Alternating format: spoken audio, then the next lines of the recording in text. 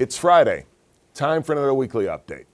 As you all know, last Friday, remnants of Hurricane Helene passed through western North Carolina and East Tennessee, bringing unprecedented rain and flooding. Here in Knox County, we were, thank goodness, mostly spared as we only had to close a couple of roads due to high water. So far, 200 people have been confirmed dead across the country. 11 of them are fellow Tennesseans. And sadly, as recovery efforts continue, that number will probably go up. The eastbound lanes of Interstate 40 near the Tennessee-North Carolina border are literally gone, washed down the side of the Pigeon River Gorge. It'll be many months before I-40 is fully passable again. Likewise, two bridges on I-26 near Irwin, Tennessee, collapsed into the Nolichucky River. Again, many months before that route will be open. Expect road and bridge repairs to cost hundreds of millions of dollars. Throw in damage, in some cases total losses, to homes, businesses, and public facilities, and we're looking at billions of dollars in damage in Tennessee alone.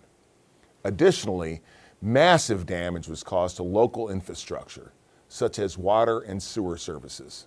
Currently, the biggest need is still drinking water.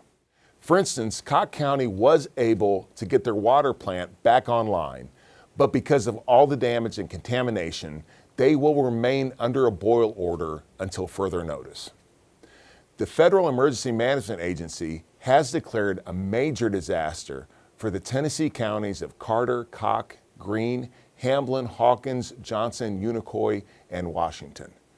Now, when folks hear that, they often think that FEMA has taken charge of recovery efforts. That's not really accurate. FEMA can and does provide some on-the-ground assistance. But the main result of a major disaster declaration is that the federal government will provide funding to offset recovery costs incurred by local and state governments and some nonprofit groups. Individuals and business owners can also apply for funding. Immediate disaster response is led by state and local governments, nonprofits, churches, and the local community. And that's what happened here. For instance, by Friday afternoon, helicopters from the Tennessee National Guard, the Tennessee Highway Patrol, and the Knox County Sheriff's Office were airlifting victims from the rooftop of the Unicoi County Hospital.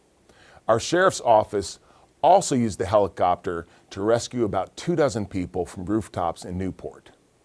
Swiftwater rescue teams from the Knox County Rescue Squad and the Knoxville Police Department raced to Upper East Tennessee to help. Virtually every emergency response agency in East Tennessee that had the capacity to assist deployed within hours. As the situation evolved, other governments and organizations got involved. For instance, folks from Sevier County's Emergency Management Agency, which itself was dealing with some flooding, helped Unicoi County set up their Emergency Operations Center. The list goes on, and I probably don't even know the half of it. Here in Knox County, we have been assisting mainly in Knox County. We sent crews from our Highway Department to help with emergency road repairs.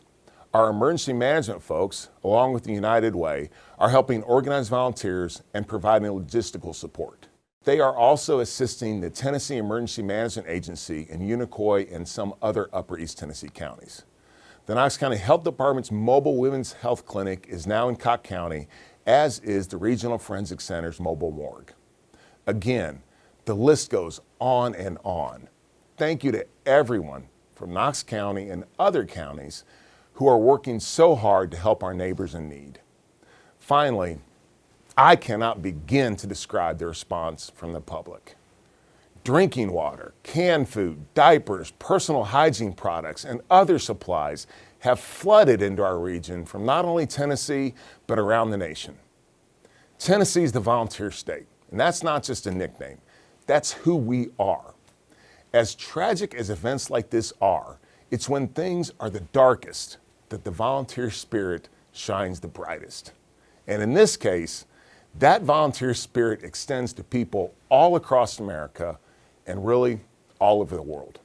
Now, I know I should be thanking a lot more people, but there are far, far, far too many to mention.